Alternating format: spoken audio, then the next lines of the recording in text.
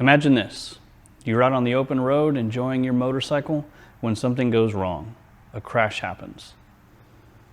What happens next depends on a crucial decision you made before you got in the saddle. What kind of gear are you wearing?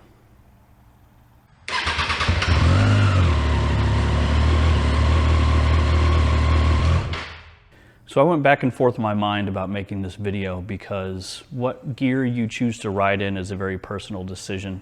There's a lot of ideas out there on the internet about what gear you should always wear and what gear you can get away with not wearing, so on and so forth. But I thought it was important, especially with a lot of my friends starting to ride now and their friends getting interested in riding, I thought it was important to share my story. So there was one day several years ago when I was riding my Honda Shadow when it was hot, it's Texas, it's summer, and I decided to not wear all the gear. Well, I ended up getting cut off in an intersection and I didn't handle it the right way. My progressive braking wasn't there and my emergency maneuvers weren't ready to go. There's all kinds of excuses you can make, but either way, I ended up going down on that bike. Had I been wearing the right gear, I probably would have just walked away from that without an issue. It was a pretty slow speed slide, about 35, 40 miles an hour. But that day, since it was hot, I decided I was just gonna wear a t-shirt, some riding gloves, jeans, boots, and a helmet. I ended up getting a lot of road rash here on my arm, and my knees weren't too bad. The jeans weren't a perfect solution to that slide, but they did protect me enough. I got a little bit of road rash on my knees. It wasn't too bad. The main issue was my arm because I was wearing a t-shirt. So I decided I was going to do a video about the different gear options. So newer riders had some information on what's out there, what the bare minimum suggestion is, and all the things that you have to choose from. Before we jump in, I do want to mention that gear is an investment. You're going to get what you pay for to a certain extent. It's important that you think about your budget going into this before you go on your first ride, because like I said, there are some certain pieces of gear that you're going to absolutely want to have, and I would not ride without them. So include the cost of the gear in your budget when you go into looking into purchasing your first motorcycle. The most important piece of gear that you'll want to wear at all times is a good helmet. Even in states without compulsory helmet laws, it's still a really good idea. Your brain's kind of important, so it's a good thing to protect. One of the most important things to think about when you're picking out a helmet is the safety certification that goes along with it. Now, there's a lot of different options here that can get kind of confusing, but what you really want to look for is something with an ECE, which is European standard, or a SNELL rating. Here in the US, we have DOT, which doesn't really mean much. Manufacturers can just slap that sticker on there and things are hardly ever tested. So you want to get something that's higher than the DOT standard helmet. Now, there are a lot of different price points when it comes to helmets, so do some research, go to a store and try some on if you can. It's really important to get a good fit, something that's comfortable. I spent a lot of years riding in the wrong helmet because I didn't know what my head shape was. There are 3 different types of head shapes when it comes to helmets. You have the intermediate oval, which is the most common, especially for American riders. You have a long oval, and then you have the round oval, which turns out I'm a round oval. So when I was wearing my other helmets, I'd get these hot spots where the padding was just pressing against my head, and I just thought that's how helmets were supposed to fit. Until I tried on this Arai Quantum X. This is a really comfortable helmet for me. The padding on the inside is super soft and comfortable, so I would definitely suggest going and trying some on when you can. The next thing you're going to want to consider is the type of helmet that you choose to ride in. There's a lot of different options here, a couple that I'd stay away from. The ones I'd stay away from would be the skull cap type helmet, which has no side protection, or the open face, which is just over the top with a shield. Both of these do not provide any kind of protection to the lower part of your face, your jaw, which would be really important to protect if you go down. What I would suggest at minimum is a modular style helmet that flips up. That way if you're at a stop, you can open it up, get a little bit of airflow, talk to somebody, etc. But what I've been choosing to ride in lately is the full face helmet. It's the safest kind of helmet that you can get. Nothing opens up. It's all one solid piece, but you can still open up the visor whenever you want to get some airflow. so on and so forth. They're not that hard to get on and off, but it is really important to have that full face coverage. So the next piece of gear that I think is really important you invest some money in is a good pair of riding shoes. Now there's a lot of different options out there. I'm going to talk about these particular ones to go through the different features you want to look for, but find something that's within your budget, that's going to be comfortable for you to wear, and that you will wear. Because if you're not going to put the boot on before you ride, there's no point in buying them. I really like these Revit Aero shoes. I'll leave a link to them in the description. But these are really great, comfortable. I wear them all day at work. But let's start at the bottom and kind of work our way up. So you want to think about what's on the sole of your shoe. When you put your foot down at a light, you don't want to slip and drop the bike. That'd be really embarrassing and not a whole lot of fun to pick it back up. The next thing is the most important thing, I think, is just making sure that you have that crush protection. A regular pair of tennis shoes is not going to be able to protect your foot from being crushed this way when the bike falls. All right, so that's one of the really important things about riding shoes. You're also going to have some good toe support for shifting. And then also really important is an ankle puck. It's on the inside of the shoe and it's going to protect that ankle bone in case you slide. Now these particular shoes are super comfortable, as I was saying. I wear them all day at work. Here in the Texas heat, we want some breathability. So there's a lot of ventilation here on one side and on the inside. So we get good airflow in these shoes. Really great shoes, very comfortable. Hit all the checkpoints I think are super important, so definitely check them out. The next really important piece of gear is a good pair of gloves. The first thing to hit the ground in a crash is often our hands because our reflex is to try to catch ourselves. So there's a couple of key features you want to look at when finding a good pair of gloves. One of the most important would be this palm slider.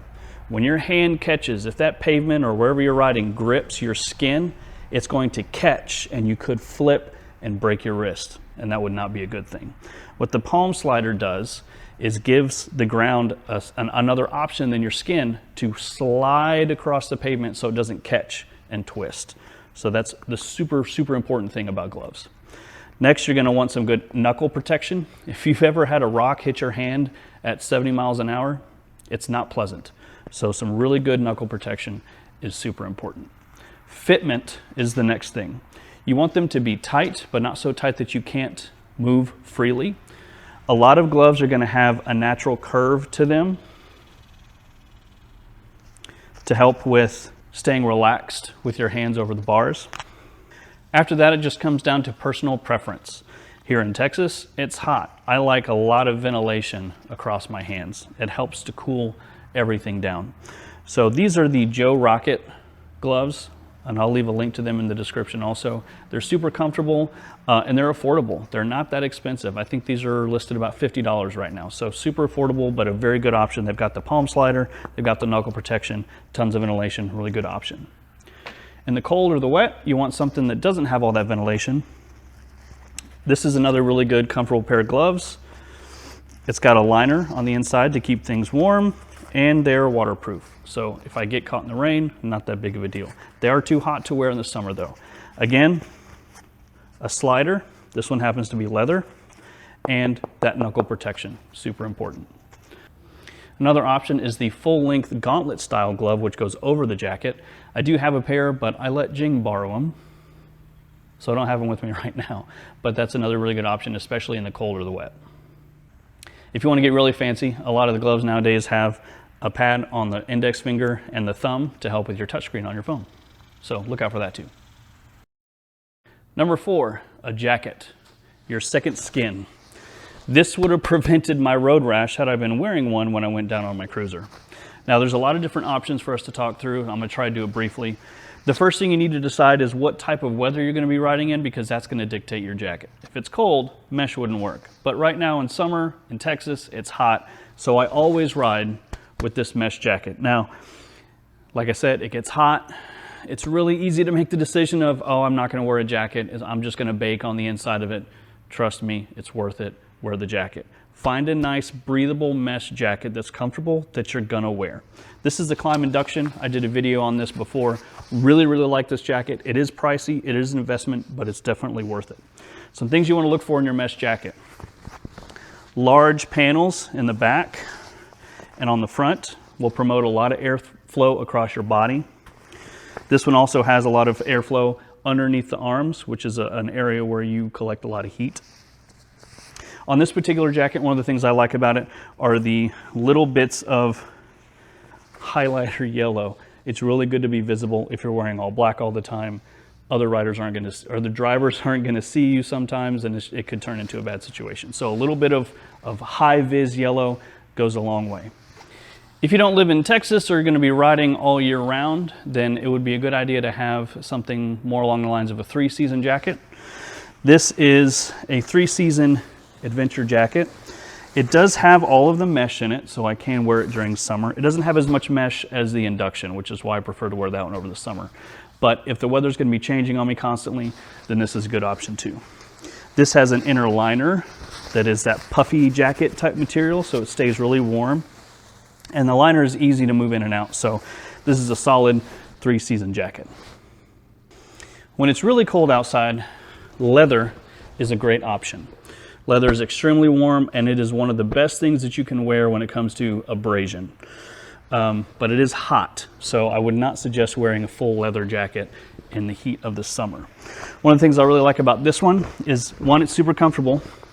Two, it comes with this zip-out hoodie. So if it's just kind of cool, I can wear just the jacket. If it's really cold, then I can put the hoodie liner in here and stay really warm.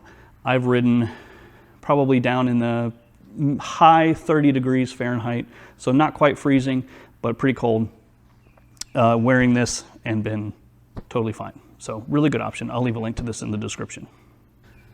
So your jackets are going to have a couple ratings for you to think about. The letter rating, that would be the CE rating A, AA, or AAA, and that has to do with the slide protection that you get with that particular armor or that particular jacket. So on something like a mesh jacket, you're looking at a CE rating A, something that's fully textile, a Cordura, a AA, and then your leathers would be that AAA. So the different levels of abrasion resistance go through that.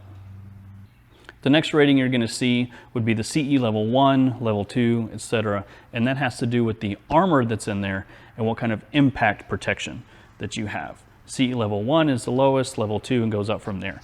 In this particular jacket, there's CE level 1 ghost armor in the elbows, and there's a back protector as well. Not every jacket's going to come with a back protector, but it's still very, very important. So I would highly suggest buying an aftermarket back protector to go in whatever jacket that you buy. Now, armor is upgradable, so if you buy a more budget jacket, you can always swap out the shoulder pads, the elbow pads, like I said, add a back protector for something a higher CE rating if you're interested in getting some more impact protection there. It's really important to find something that fits. You want to make sure that it's snug enough that the armor stays where it's supposed to be, but it's not so tight that you can't breathe. There's all kinds of sizing charts whenever you go to purchase gear. But again, the best option is to go to a local store and try some things on before you buy. A good jacket is going to last you a very long time. It is an investment.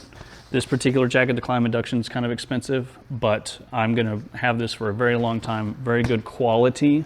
You're going to be paying for quality when it comes to a jacket. A lot of the armor, CE level 1, level 2, is going to be pretty basic. The types of materials that it's made out of, the Cordura, the mesh, the leather, going to be pretty similar across.